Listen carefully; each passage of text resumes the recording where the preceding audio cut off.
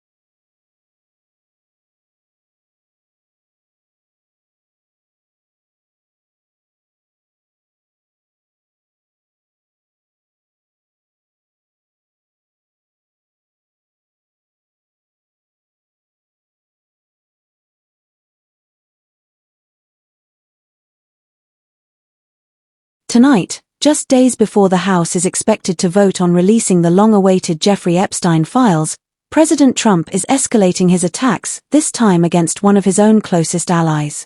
Trump announced he is pulling back his endorsement of Georgia Congresswoman Marjorie Taylor Greene, one of only 4 Republicans who sided with Democrats to force the vote forward. The former president accused Greene of betraying the Republican Party, blasting her as a ranting lunatic and a traitor. Greene immediately fired back, openly questioning why Trump is fighting so aggressively to stop the Epstein files from becoming public.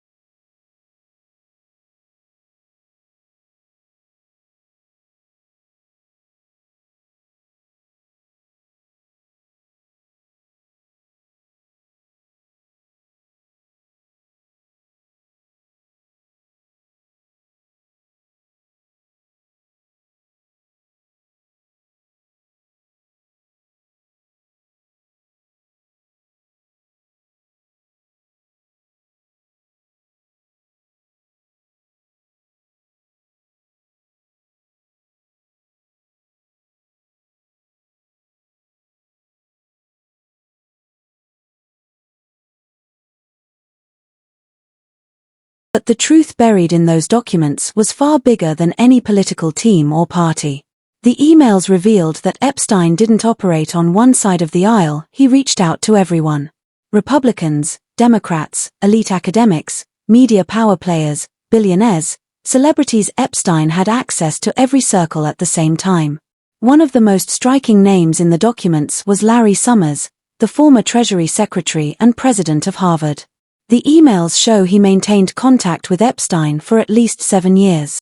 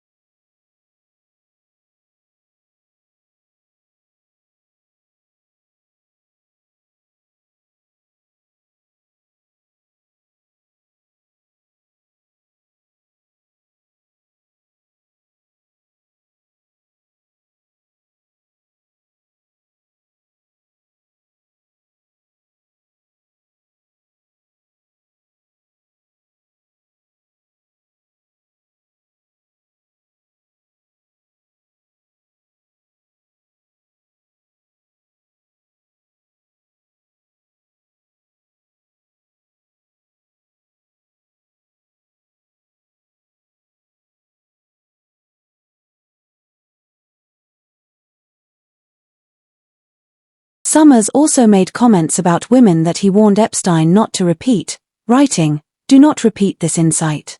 And then there was author Michael Wolff. Epstein frequently emailed him for guidance on stories involving Bill Clinton, Stephen Hawking, and other high-profile figures. In one exchange, Epstein insisted, Clinton was never ever there. Never. When Epstein learned that Reuters was preparing a story involving Donald Trump, Wolff replied, "Let me know if there's anything I can do." The deeper you dig, the clearer it gets. Epstein believed he had enough dirt to bring Trump down, and he was preparing to do exactly that.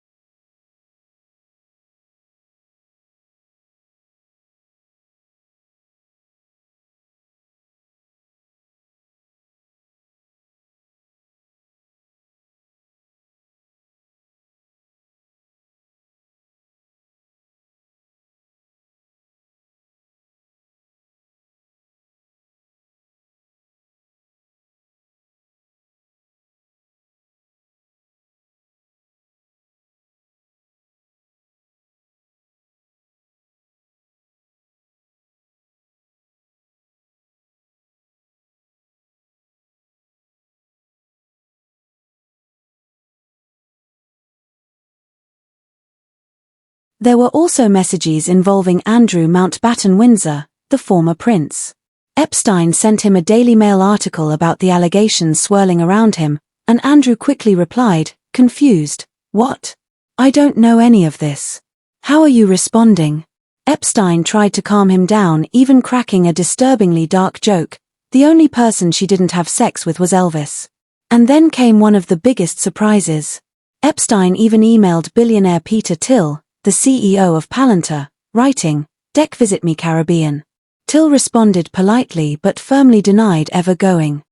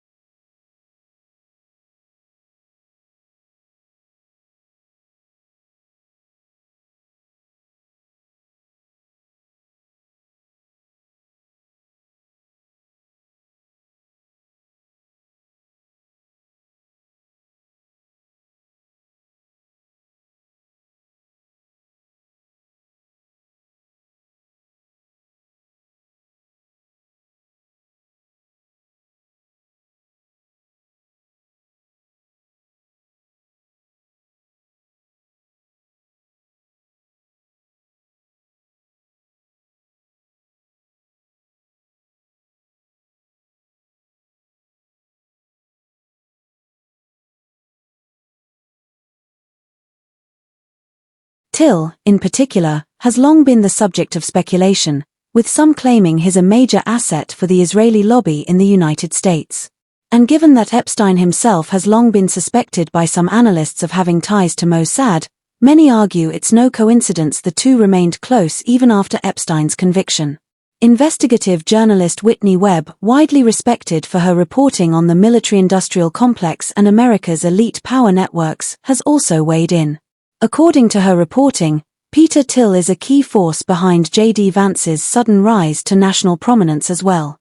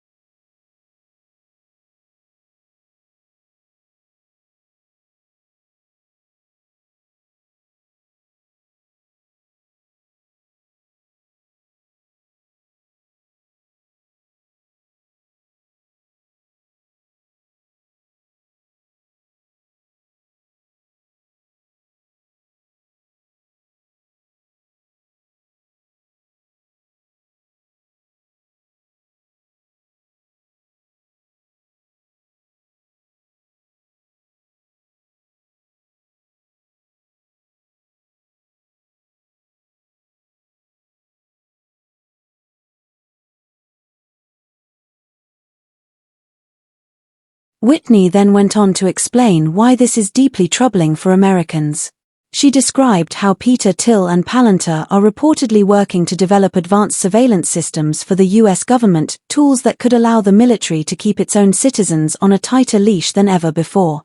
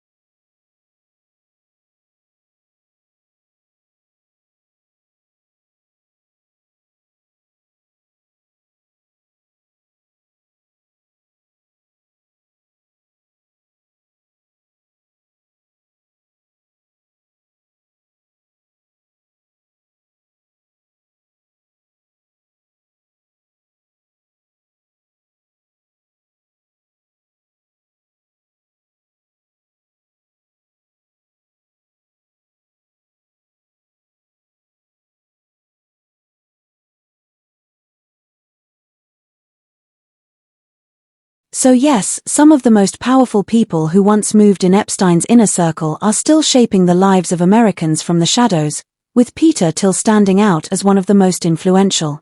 Across politics, media, academia, and business, major figures emailed Epstein as if he was simply another member of their elite world asking for advice, seeking guidance, reacting to scandals, even joking with him.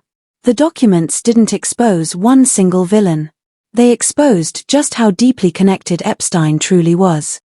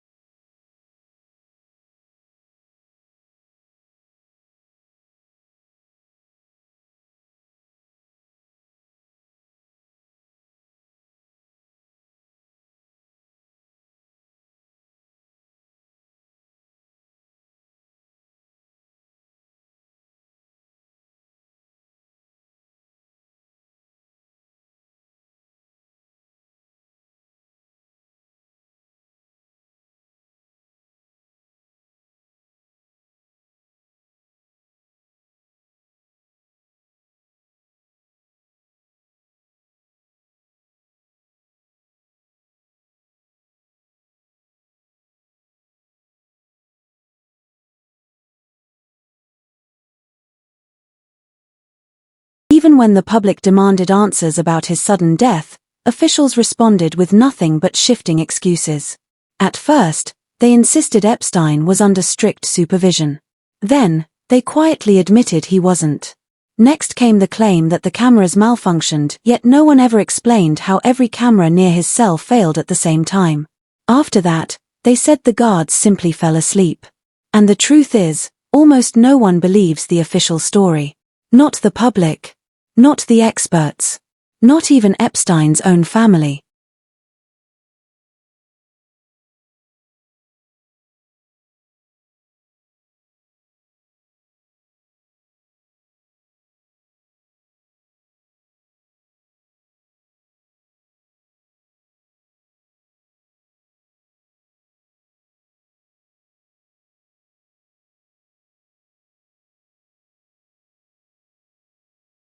Questions surrounding the prison guards and nearby inmates only deepened the mystery. The official explanations never addressed who else was on Epstein's tier, nor the unclear identities of the guards assigned to monitor him. Even years later, crucial details remain missing, gaps that continue to fuel suspicion that far more happened that night than anyone has ever admitted.